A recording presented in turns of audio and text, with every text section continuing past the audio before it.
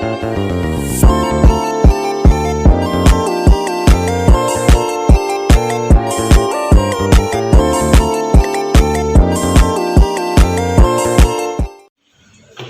pagi untuk Bapak Ibu dosen dan rekan-rekan sekalian.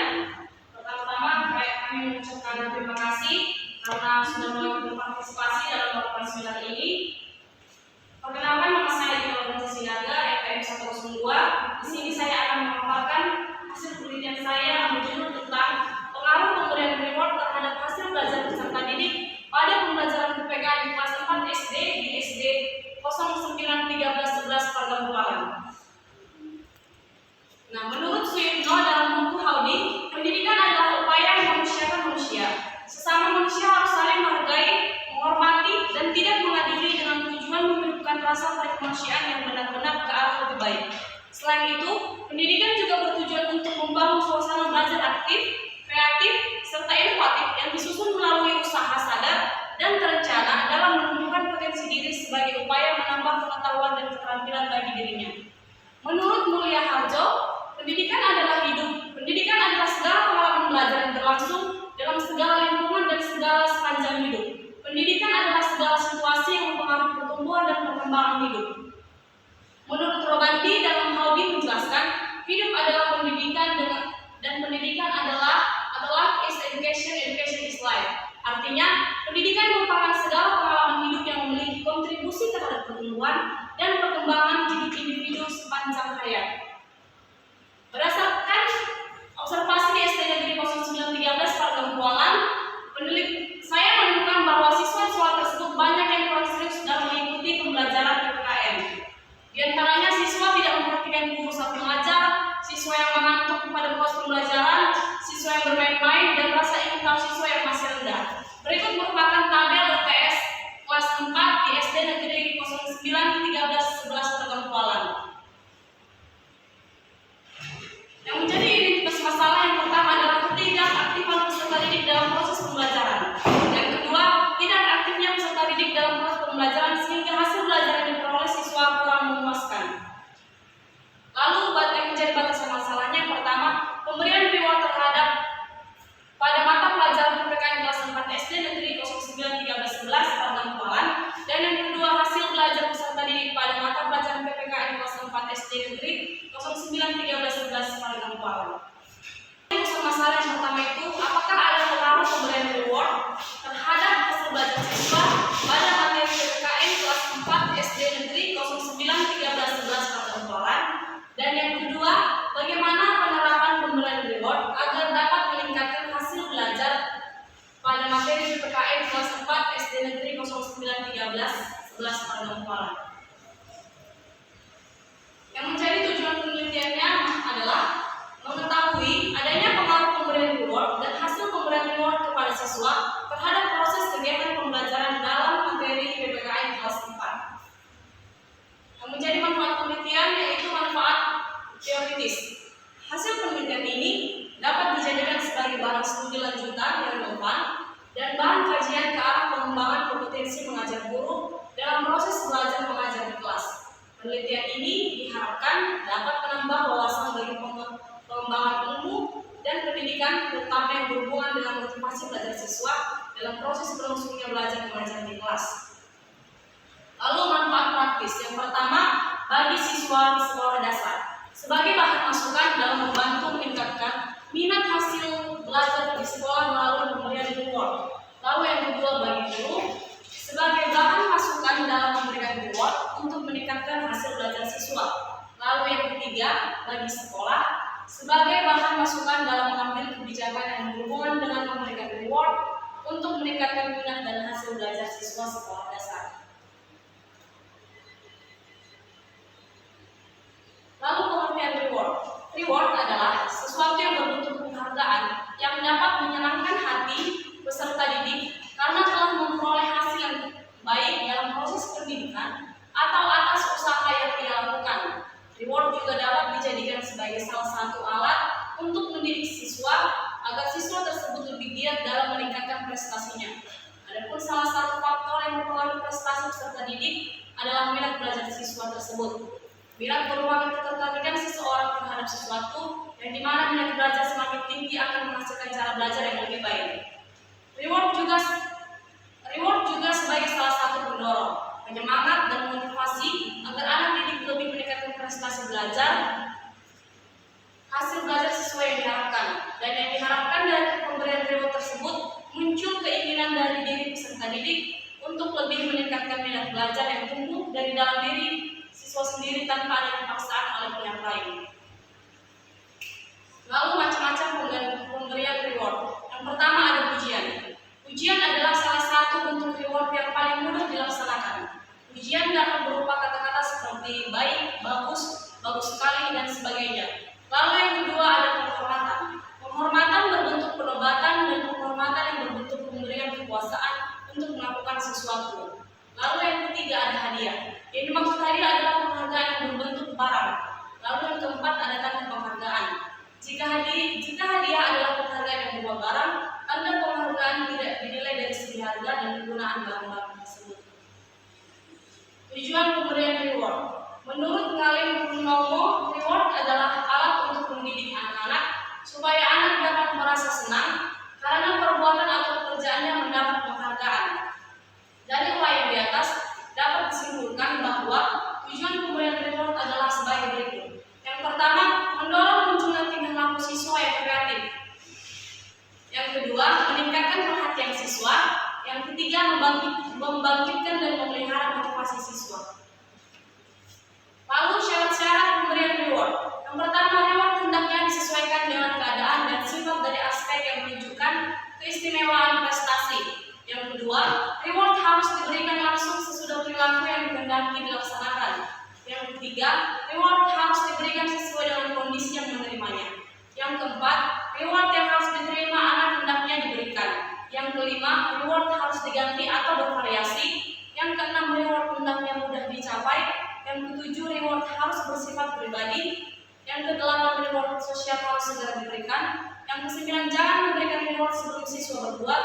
Dan yang ke-10, pada waktu penyerahan reward hendaknya disertai penjelasan. Pengertian belajar. Belajar merupakan kegiatan utama dalam pendidikan. Belajar adalah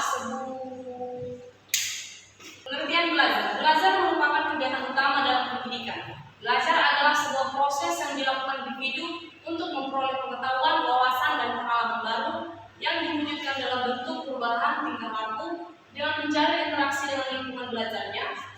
Menurut Irham dan Biani tahun 2014 halaman 116. Sedangkan menurut Flameto tahun 2018 halaman 2 menyatakan bahwa belajar adalah suatu proses usaha yang dilakukan setiap individu untuk memperoleh suatu perbuatan tingkah laku yang baru secara keseluruhan sebagai hasil pengalamannya sendiri dalam interaksi dengan lingkungannya. Pengertian hasil belajar. Menurut Sujana dalam Sutrisno halaman tahun 2021 halaman 22 menyatakan bahwa hasil belajar adalah suatu akibat dari proses belajar dengan menggunakan alat pengukuran berupa tes yang disusun secara terencana seperti tes tertulis, tes lisan, dan tes perbuatan. Faktor-faktor yang mempengaruhi hasil belajar. Dalam proses belajar ada faktor-faktor yang mempengaruhinya. Hal ini disebutkan oleh Jali tahun 2020 halaman 101 sebagai berikut. Yang pertama ada motivasi. Kondisi atau keadaan yang ada dalam diri individu yang mendorong untuk melakukan aktivitas guna mencapai tujuan. Lalu yang kedua ada sikap, suatu kesiapan mental dalam berbagai jenis tindakan pada situasi yang tepat. Lalu yang ketiga ada minat, rasa ketertarikan pada suatu hal tanpa adanya paksaan dari pihak manapun.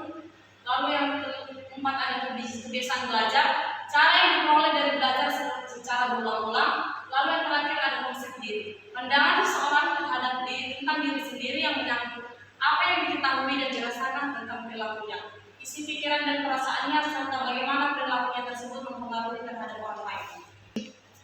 Pengertian belajar PPKN.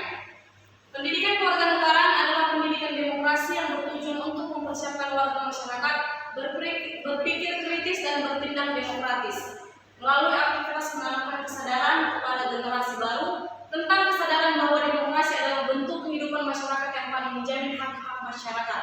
Menurut Saidul Rahman tahun 2018.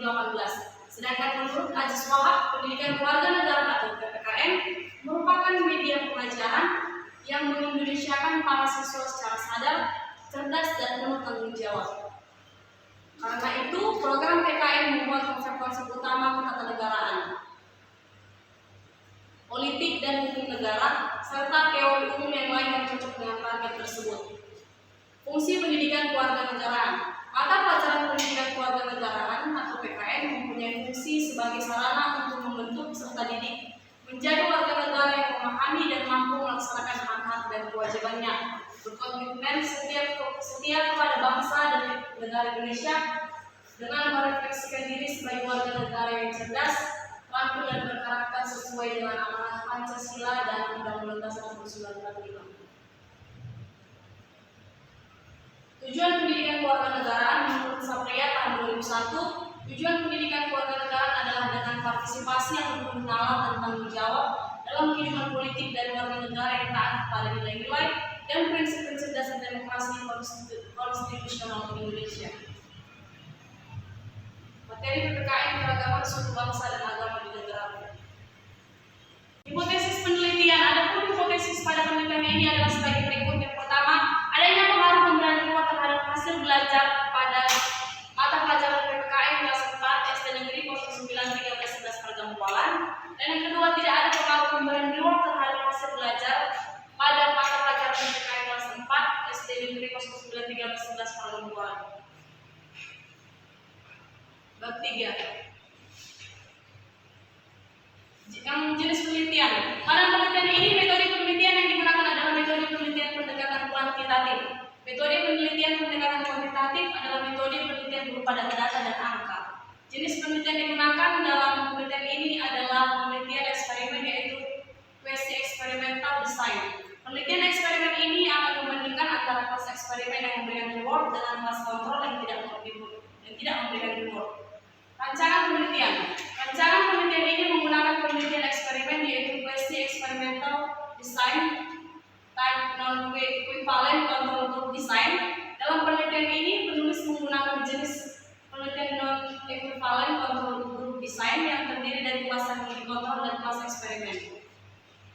Lokasi penelitian ini saya lakukan di SD Negeri 091311 Pergampualan, Kecamatan Panambian Pane, Kabupaten Simalungun, Provinsi Sumatera Utara. Adapun kelas yang saya gunakan adalah kelas 4. Waktu penelitian dilakukan pada bulan Mei 2024. Populasi dan sampel penelitian. Populasi menurut Sugiono tahun 2017 halaman 215 adalah suatu wilayah yang terdiri dari objek atau subjek yang memiliki kualitas dan karakteristik tertentu yang ditetapkan oleh peneliti untuk dipelajari dan kemudian membuat kesimpulannya. Lalu sampel. Dalam penelitian ini, sampel yang diambil ada satu kelas yang dibagi dari dua kelompok untuk menerapkan kelas eksperimen dan kelas kontrol. Kelas 4 yang berjumlah 8 orang dibagi menjadi 4 orang yang berada di kelas eksperimen, lalu 4 orang berada di kelas kontrol. Variabel penelitian. Variabel yang digunakan ada variabel bebas. Dalam penelitian ini yang menjadi variabel bebas adalah yang disimbolkan dengan X. Adapun variabel bebas pada penelitian ini adalah pemberian reward. Lalu ada variabel terikat. Variabel terikat pada penelitian yang disimbolkan dengan Y adalah hasil pembelajaran PPKN siswa kelas 4 SD Negeri 091311 Pergampualan. Instrumen penelitian. Spiley tahun 2007 menyebutkan bahwa instrumen merupakan suatu alat yang memenuhi persyaratan akademis sehingga dapat digunakan sebagai alat untuk mengukur suatu objek ukur atau mengumpulkan data mengenai suatu variabel. Uji validitas. Uji validitas adalah teknik yang dilakukan untuk mengetahui validitas setiap butir soal atau icon. Uji reliabilitas. Reliabilitas adalah ketepatan atau kesenjangan alat tersebut dalam menilai apa yang dinilainya. Suatu alat untuk memiliki reliabilitas yang tinggi apabila instrumen memberikan hasil yang konsisten.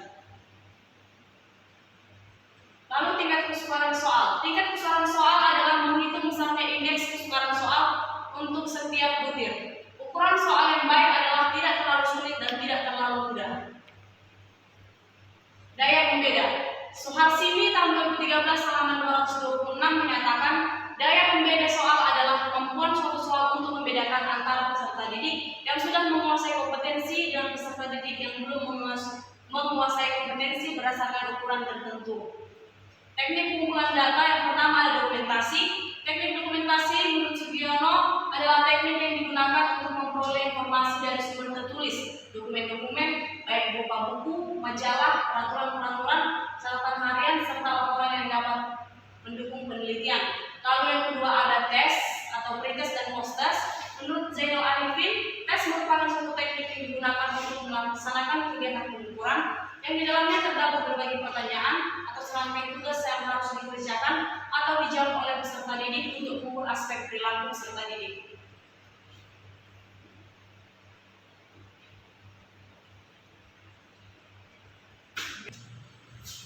Baik, di sini saya ingin bertanya kepada saudari Gina, mengapa saudari Gina mengambil judul ini sebagai bahan penelitian? Terima kasih atas pertanyaannya, saya bisa menjawab.